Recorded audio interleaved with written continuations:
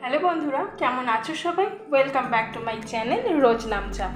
আজকে তোমাদের সাথে কচুর শাকের রেসিপি শেয়ার করব। কচুর শাকটাকে আগের থেকেই আমি কেটে রেখে দিয়েছি এখানে পিস পিস করে। আর কি কি লাগবে তাহলে চলো দেখে নিই। এখানে নিয়ে নিয়েছি হচ্ছে নারকেল কোড়ানি, যেটা আমার ড্রাই করা ছিল। এখানে আমি কাঁচা ছোলাটাকে আগের দিন রাত্রে ভিজিয়ে রেখে দিয়েছিলাম। ফোড়নের জন্য লাগবে হচ্ছে আদা, শুকনো লঙ্কা, তেজপাতা, গোটা জিরে। আর গুঁড়ো মশলার মধ্যে লাগবে হচ্ছে জিরে গুঁড়ো, হলুদ গুঁড়ো। আর এখানে আছে হচ্ছে কাঁচা বাদাম, যেটা আমাকে ভেজে নিতে হবে। তাহলে চলো এবার রান্নাটাকে শুরু করি।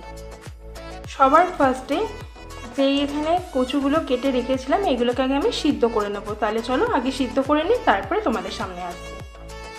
আমি এটাকে প্রেসারে সিদ্ধ করছি, কারণ এটা যেহেতু পাহাড়ি কচু হয়, কড়াইতে সিদ্ধ করতে অনেকটা টাইম নিয়ে নেয়।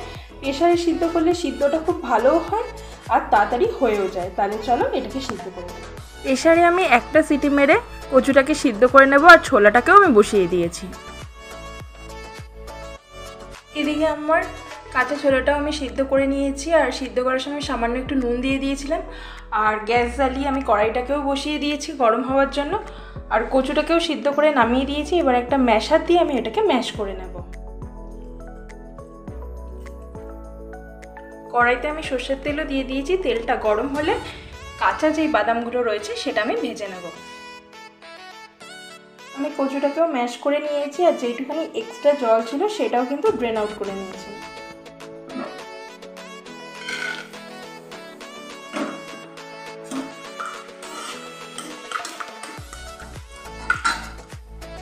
বাদামগুলো আমি ভেজে তুলেও নিয়েছি। এবার এই তেলটাতে আমি গোটা ফোড়নটা দিয়ে দেবো।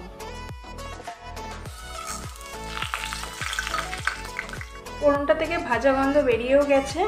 আর যে আদাটা রেখেছিলাম সেটাকে আমি গ্রেট করে নিয়েছি। তোমরা চাইলে এটাকে কিন্তু থেতো করেও নিতে পারো। এবার আদাটাও আমি দিয়ে দেবো তেলে।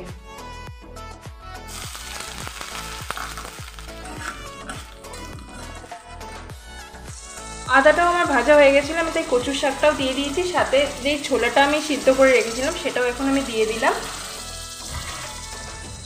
আর হচ্ছে যেই গুঁড়ো মশলাটা রয়েছে সেটাও এখন আমি অ্যাড করে দেবো।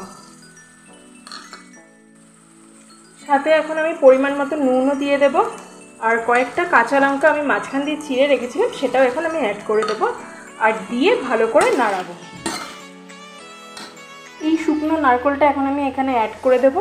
আর তোমরা চাইলে কিন্তু এখানে নারকেল এমনিও কুড়িয়ে দিয়ে দিতে পারো। আমার কাছে শুকনো নারকেল ছিল তাই আমি শুকনো নারকেল এখানে দিলাম।